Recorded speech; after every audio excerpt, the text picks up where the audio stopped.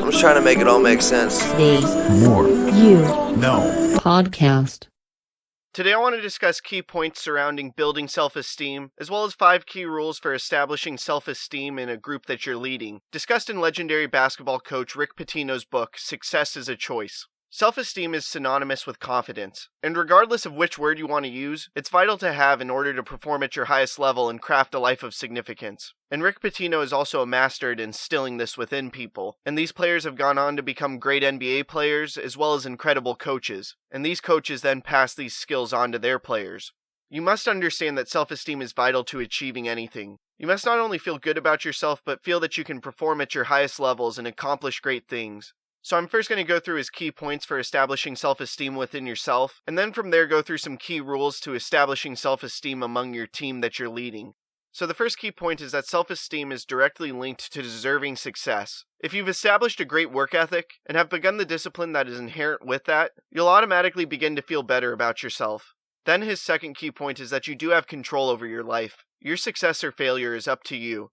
Then the third key point is having doubts along the way is all a part of the game. We all have time where we experience frustrations, and the key is to keep sticking to your plan of attack, and have patience to realize that transforming your life is a marathon, not a sprint. Change not only is possible at any time, but is essential.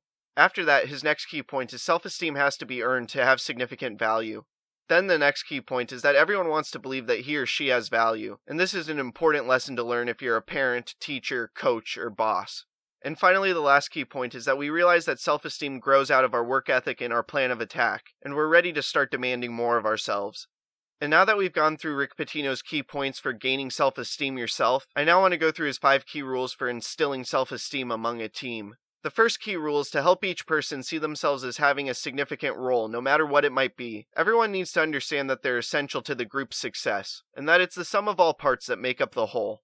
Then his second key rule is to develop a significance for the group. Just being a part of an organization isn't enough. Everyone must feel that they're a part of something important, and they're not just putting in time. Then Rick's third key rule is to maintain positive reinforcement for the effort people are giving. Always let them know you're aware of it and how much you appreciate it. After that, the fourth key rule is to recognize the people who get less attention in the group because they're not in the glamorous positions. Make sure to thank them publicly for their unselfishness, and do it in front of their peers. It's important for them to share the limelight.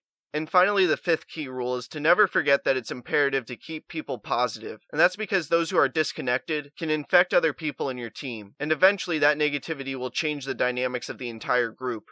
Having self-esteem is so important, and if you're a leader in any extent, you must do your best to instill self-esteem among all of those in the team that you're leading. Having higher confidence is crucial to performing at your highest level and doing the best you can in the present moment. And because of this, you must be able to establish self-esteem in order to craft a life of significance. I'm